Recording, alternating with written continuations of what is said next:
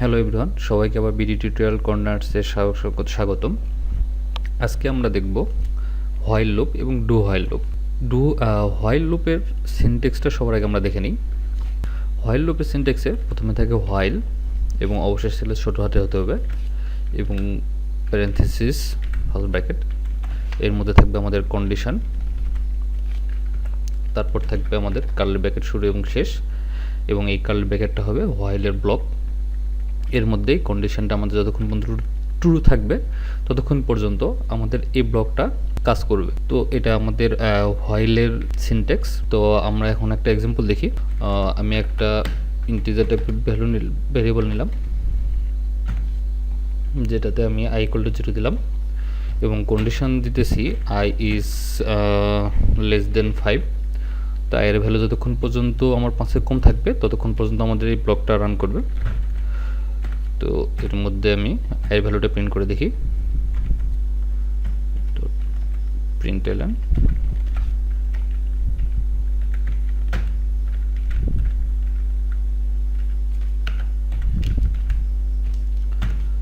আচ্ছা। আর আরেকটা কাজ এখানে আমরা করব, এর ভ্যালুটা আমরা আপডেট করব। আচ্ছা, তো এখন যদি আমি প্রোগ্রামটা রান দিই তাহলে এর ভ্যালু 0 থেকে শুরু করে 4 পর্যন্ত আমাদের প্রিন্ট হবে। দেখেন 0 1 2 3 4। তো এই হোয়াইল লুপটা কীভাবে কাজ করতেছে, তো সবার আগে সে দেখতেছে কি হোয়াইলে সে তার ঢুকেই প্রথমেই তার কন্ডিশনটা চেক করে দেখবে। এর ভ্যালু প্রথমে আমি কত দিয়েছিলাম 0, সে 0 এখানে দেখলো 0 কি 5-এর থেকে ছোট, সেখানে আসলো, এই লাইনটা এক্সিকিউট করলো, সেই লাইনটাতে দেখলো কি সে আই ভ্যালুটা প্রিন্ট করতে বলা হয়েছে, সে 0 প্রিন্ট করলো।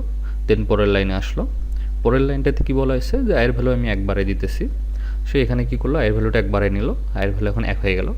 সে তার ব্লকের কাজ শেষ, সে আবার প্রথমে চলে আসলো এবং আবার সে কন্ডিশন চেক করে দেখতেছে আমার 1 5-এর থেকে ছোট।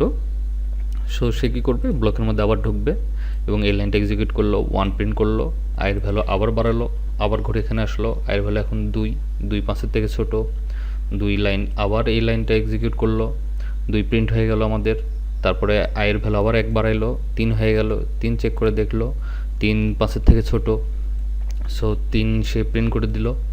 প্রিন্ট করে দেওয়ার পর আবার আসলো, আয়ের ভ্যালু 1 বাড়লো, 4 হয়ে গেল, সে ঘুরে আবার প্রথমে চলে আসলো, আবার আয়ের ভ্যালু এখন কি আমার 4 চেক করে দেখলো 5-এর থেকে ছোট, সে তার ব্লকের মধ্যে আবার ঢুকতেছে এবং সে কী করতেছে আয়ের ভ্যালুটা আবার প্রিন্ট করে দেখালো 4। এরপর কি করলো, আয়ের ভ্যালু আবার আমাদের 1 বাড়লো, বাড়ে এখন 5 হয়ে গেল।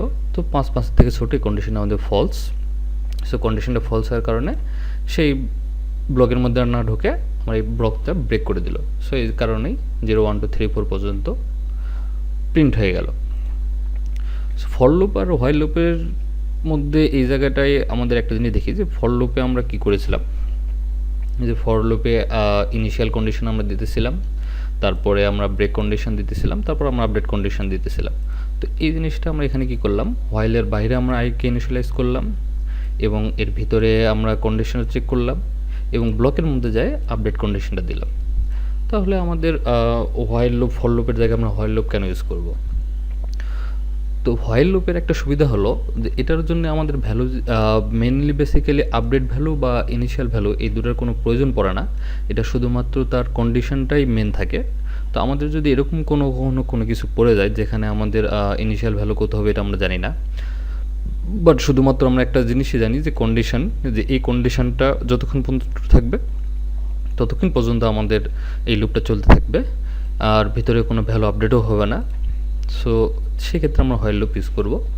তো এই জিনিসটা আমি এখানে এখন এক্সাম্পলটা দিতেছি না যে শুধুমাত্র কন্ডিশন দিই, কারণ আমি যখন অ্যারে নেক্সট ভিডিও আমরা অ্যারে নিয়ে করবো সেই জায়গাটাই বেসিক্যালি হোয়াইল লুপটা আমাদের মেন যেই ফাংশনালিটিটা যেটা মেনলিভাবে ইউজ করা হয় হোয়াইল লুপটা আমরা ওই ভিডিওতে দেখব, নেক্সট ভিডিওটাতে। সো আজকে শুধুমাত্র আমরা দেখব যে হোয়াইল লুপ এবং ডু হোয়াইল লুপ এই দুটো কীভাবে কাজ করে। সো আমরা হোয়াইল লুপটা দেখলাম যে সে কী করে, তার শুধুমাত্র কন্ডিশনটা চেক করে দেখে। সো হোয়াইল লুপটা আমাদের এভাবে কাজ হবে। আর ডু হোয়াইল লুপের সিনট্যাক্সটা আমরা আগে দেখে নিই। ডু হোয়াইল লুপের সবার আগে থাকে ডু, তারপরে থাকে তার ব্লক অফ কোডের শুরু এবং শেষ, এবং এরপরে থাকে হোয়াইল এবং হোয়াইলের পরে থাকে আমাদের এই জায়গাটা থাকে কন্ডিশন, এবং এই কন্ডিশনের শেষে আমরা একটা সেমিকোলন আমাদেরকে ইউজ করতে হবে, যেটা আমাদের নর্মালি হোয়াইল লুপের কন্ডিশনের পরে আমরা ইউজ করি না, বাট ডু হোয়াইল লুপের কন্ডিশনের মধ্যে আমাদের কন্ডিশনের শেষে আমাদের এই স্টেটমেন্টটা ইউজ করতে হয়। তো ডু হোয়াইল লুপের হোয়াইল লুপ এবং ডু হোয়াইল লুপের মধ্যে পার্থক্য কোন জায়গায়? হোয়াইল লুপে কী করে, সে প্রথমেই সবার আগে তার কন্ডিশনটা চেক করে দেখে, আর ডু হোয়াইল লুপে সে প্রথমে তার কন্ডিশন চেক করে দেখে না, সে তার স্টেটমেন্টটা আগে প্রিন্ট করে নেয়, যেখানে যেটা থাকবে সেটা কাজ করবে, কাজ করার পরে তারপরে সে কন্ডিশনটা এখানে চেক করে দেখে।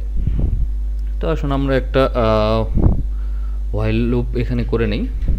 আমরা এখানে i এর ভ্যালু আবার 0 করে দেই, লাইন দুটাকে এখানে, আর কন্ডিশন i লেস দেন 3 দিলাম। এখন এটা আমি রান দিই। আচ্ছা, হোয়াইল লুপটাকে আমরা কমেন্ট আউট করে দিই, তাহলে এটার আউটপুটটা আসবে না।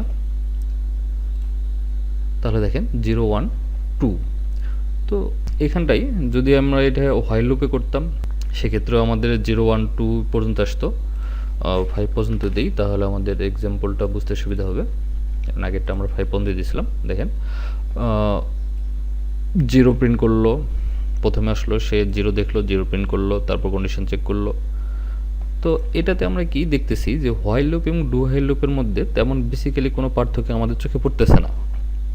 এই কারণটা হলো কি, এই এক্সাম্পলটাই আমরা সঠিকভাবে ধরতে পারতেছি না এটা আসলে কি হইতেছে। তো এই জিনিসটা আমরা বোঝার জন্য আমরা আরেকটা এক্সাম্পল ইউজ করি। সো আমরা এখানে এখন করব কি, যে কন্ডিশনটা আমরা ঘুরাই দিব, যে i যদি 5-এর থেকে বড় হয়, আর এটাকে আমরা কমেন্ট করে দিই আপাতত। তো এই লুপটাতে আমরা কি করলাম, যে i যদি আমার 5-এর থেকে বড় হয় তাহলে শুধুমাত্র এই লুপের মধ্যে ঢোকার কথা। তো i এর ভ্যালু 0, 0 আমার 5-এর থেকে কখনোই বড় নয়, সো আমার এই ব্লকের মধ্যে ঢুকবে না। তো আমি এখানে আমাদের কোনো কিছুই আউটপুট আসার কথা নয়। আমি প্রিন্ট করে দেখি, দেখেন আমাদের আউটপুটে কিছুই আসে নাই। কিন্তু আমরা যদি এই লুপের বাইরে এটা প্রিন্ট করি তাহলে দেখেন আমাদের এখানে 0 চলে আসবে। যে দেখেন 0 প্রিন্ট হয়ে গেছে। সে কী করলো, 0 কন্ডিশনটা আমাদের ফলস পাইলো, সে ভিতরে ঢুকলো না। সো আমাদের যখন এই যদি এরকম কোনো কিছু প্রয়োজন পড়ে, যে জিনিসটা আমাদের কন্ডিশন ট্রু হোক বা ফলস হোক, আমাদের ওটা অবশ্যই একবার এক্সিকিউট হতে হবে, তারপরে আমাদের কন্ডিশনটা চেক করতে হবে। সেক্ষেত্রে আমরা ডু হোয়াইল লুপটা ইউজ করব। তো আমি কন্ডিশনটা এখানে দেখাই।